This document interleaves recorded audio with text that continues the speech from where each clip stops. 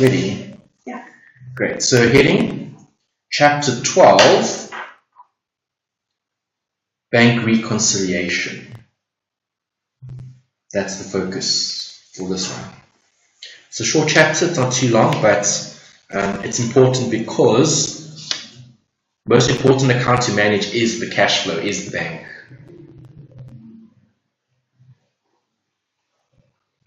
Bank reconciliation.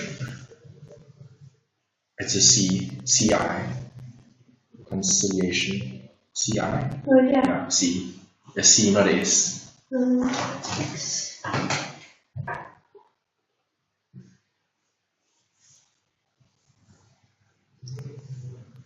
Perfect. Okay. All right. So let's see how much of this you can remember. Just with what we've covered previously, long time ago. Okay. Don't worry if you don't remember too much. Let's just see how much you do remember. How often is a bank recon done? Once a year. Once a year. Once a year would be too little. So once a month. Once a month. Why once a month? Just to double check things. Very good. Okay. So how often do businesses get statements? Okay. Every month. Okay. So there's the first part. All right. So just put a little. We write down theory. We're obviously taking information from the textbook and writing down important points. Okay. So first point is performed monthly. Performed monthly. Right, so if something is performed monthly, we've obviously got something to check, which is the bank statement. So performed monthly, next bullet. Bank statement. Bank statement, just specify where we get the bank statement from. So bank statement, brackets, from the bank.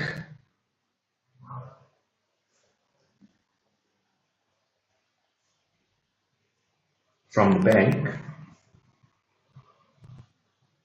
Close brackets, used to check our internal records. Brackets, general ledger. Used to check our internal records.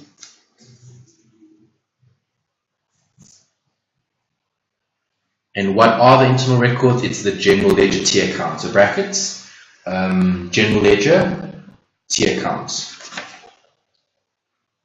Right, so if I read what they're giving you in the textbook, right here in chapter 12, they said here on page 83, checking the accuracy of a cash balance shown in a cash book. Right, so just another bullet.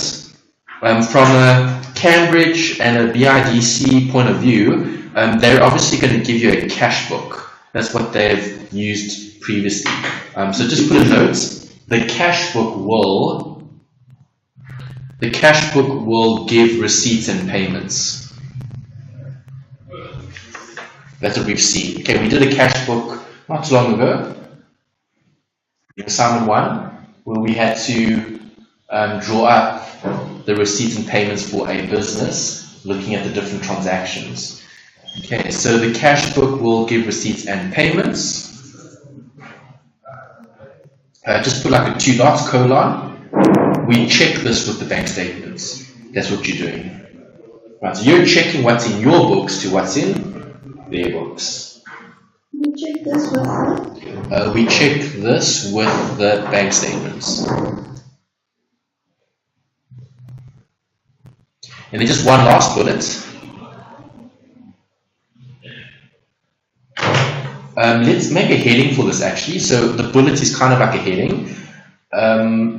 Actually, can you draw 2 columns? Yeah. So write down internal records, and then as a heading, internal records, and then line in the middle, and then external records. So just 2 columns. Yeah. So two separate headings, but 1 bullet. Yeah. So internal records, and then just put a line in the middle, and then external records. Okay. So you've got left hand side, right hand side. Okay, you'll see why I'm doing this, because we need to revise some theory. Okay. Right, so under internal records, what represents the bank? What do you mean, a debit or a credit? Oh no, where would we see the bank accounts? In the income statement? No, in the financial position. Yes, section, which is the general ledger account. So underneath internal records, you can say bank favorable,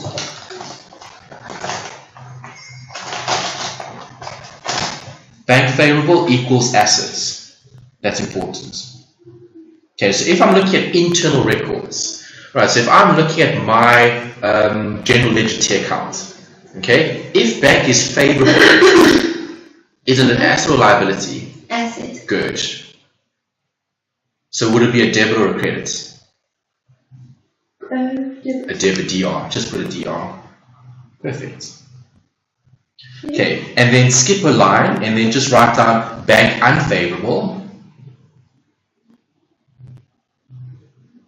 Okay, this is internal. So if it's in our records, okay, if we're accounting for our business's cash flow, okay, if the bank is unfavorable, how would you view that? What's the bank overdraft? Liability. Very good. Okay, so just put a note, liability. Right, so what balance would it have? Credit. Credits, very good. Okay, so now, if you have an asset, what is the bank going to have? A liability. Very good. So on the other side, okay, so see, you've got internal records. Internal records is what we've recognized. Okay, so just put like maybe use a black pen in between these two here, like an arrow that joins the two. If that makes sense, yeah. So like an arrow to join the two. Okay, because they go together. Right. So the reason why we're doing that is because two arrows, so like an arrow head on both sides. Yeah, but both sides, yeah, like that. Perfect. Okay. All right, because they go together. Right. So internally, so if we're running a business and we've got a debit balance, is it favorable or unfavorable? Favorable. If we've got a debit balance. Okay. All right. So what is the bank going to record in their books? Correct. Good. Why? Because it's unfavorable for them. Exactly. Okay. So external records, same thing. Bank favorable.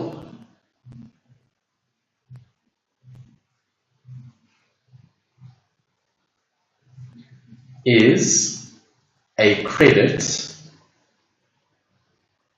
in the bank's books. Credit in the bank's books. Okay, perfect.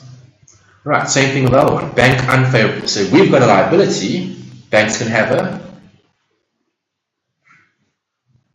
asset. Do you agree? Yeah. Okay. Bank unfavorable. Debit in the bank's books. Perfect.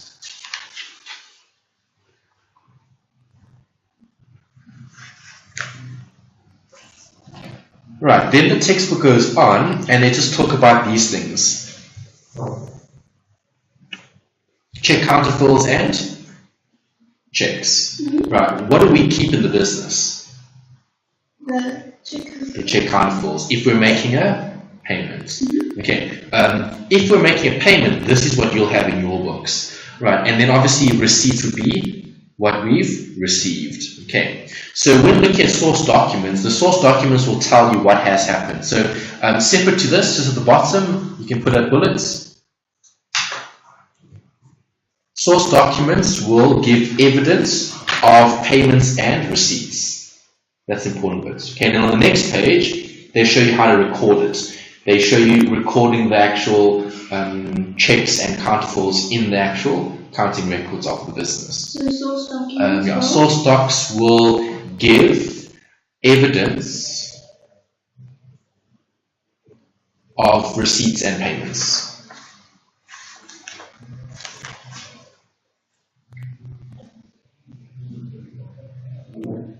Okay, one other bullet here. Another bullet. This one you can make a big NB. Check internal and external records. Check internal and external.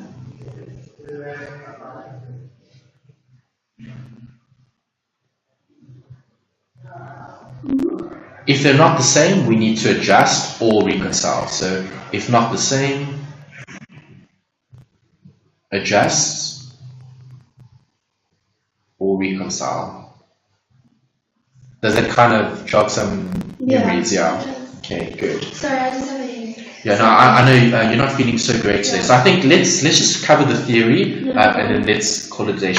But I'm acknowledging what you said. You know, I totally understand. Don't stress. Okay. All right. So check international records, adjust, reconcile. Perfect. Okay. New page. All right. Just in terms of theory, then let's list the ones that they've mentioned here. Okay. I'll leave the example then for later on. Because that's the actual application. Yeah, we're almost there. Right. So there's quite a bit. So you can put a heading here. Reconciling items. You can underline that. Reconciling items. Reconciling. Let's write down both as a heading. Reconciling items. And adjusting entries. Because you could have one or the other. Adjusting entries.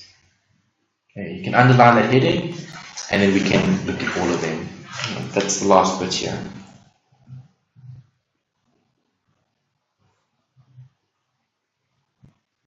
Okay, just to explain what those things are, so we have a bit of information regarding what these things involve. Okay, so when we talk about a reconciling item, who's correct, the bank or the business? We correct. Correct. Okay, good. So let's put a note there. Reconciling items are recorded when, and then let's explain when. Okay, reconciling items are recorded when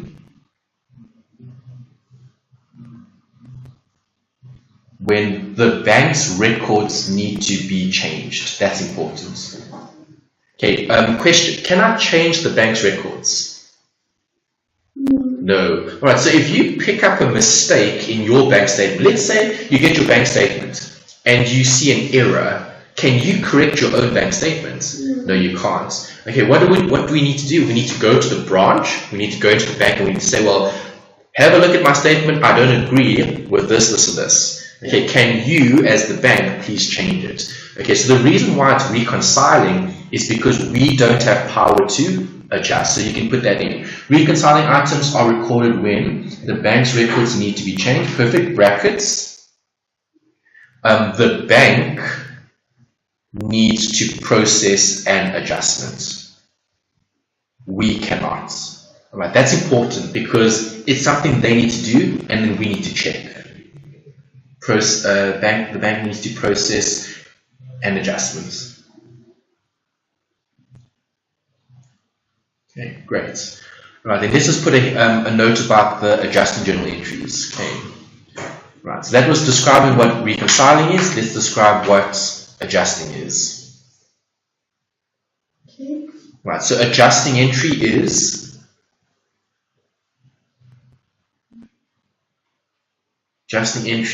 when we have to change our internal records. Adjusting entry when we have to change our internal records, or records is fine. Okay, how do we do that? How do we change our own records?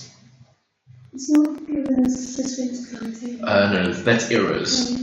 Yeah, that's something totally separate. I remember doing this. It was general ledger. No. Almost general journal. Good. Journal. Okay, so just to put a note there, journal entries will adjust our records. That's the key.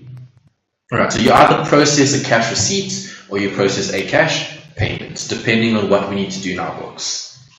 Right, and that's the theory. Now we just need to give the two different scenarios. Okay, maybe draw a column. This is the last bit of theory. Just separate your page in half and then put two headings. One for reconciling, one for adjusting, and then let's list them. Okay, I'm going to take the ones that they've described in the textbook given. Okay, we'll add if they don't cover all of them. Alright, so two headings: reconciling items, adjusting items. Okay, last bit, we're almost there. Yeah, and then we'll leave the exercise for next time because it goes through the workings. Right. Let's just cover all the theory. Okay. Let's start with reconciling. Bank errors is the first one. Bank errors.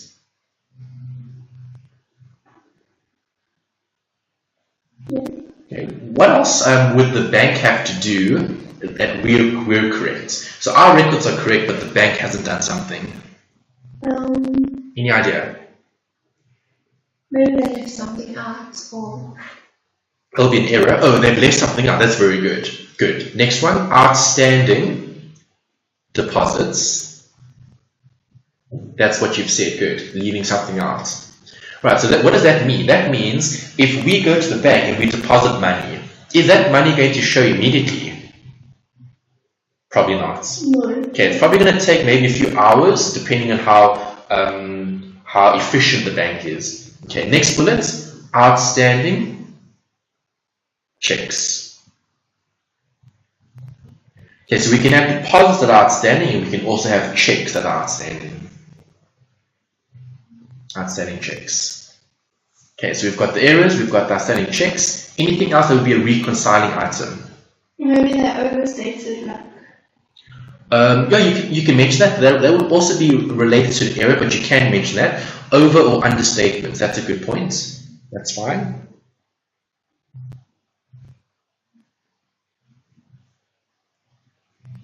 Okay, and I think that's it because the textbook doesn't go into too much detail here. They talk more about the adjustments. Okay. Alright, so now we need to look at adjustments. Alright, so adjustments mean the bank is correct and we need to change our records. Okay, so the most obvious one would be bank charges. Yeah. Okay, we need to adjust. Why? Bank charges are charged by the bank. We'll see them on the bank statements. That's number one. Second one, debit orders. Okay, where do we see debit orders? On our bank statement, not in our books. Number three, direct deposits.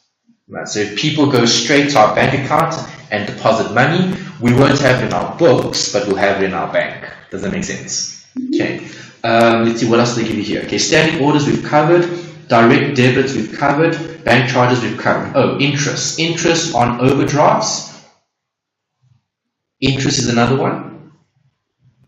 Interest on overdraft. You can even put another one, interest on current accounts. Okay, so you get good interest and you get bad interest.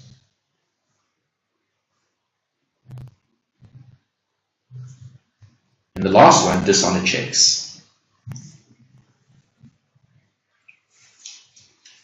Okay, the textbook talks about each of these, so maybe just to ask you, what is a dishonored check? Do you know what it is?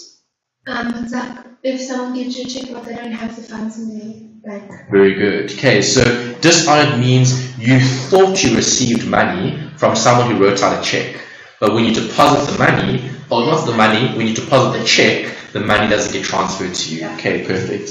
Okay, so yeah, so if you didn't know that, then I would have explained this in more detail, but that's brilliant. Okay.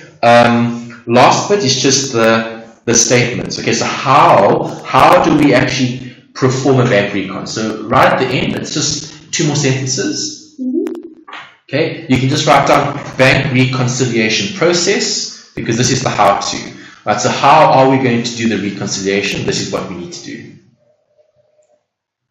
Okay, number one, draw up accounting journals.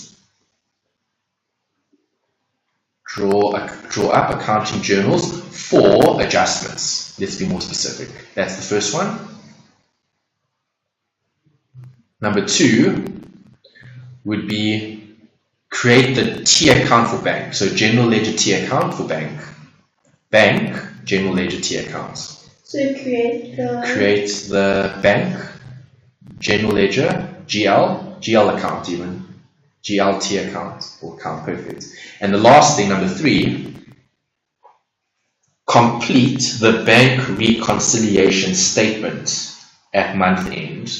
Okay, that's the last bit. And that's what you do in a bank recon. Bank recon, it's journals. You do two journals, receipts and payments. You do a T account and you do a bank reconciliation statement.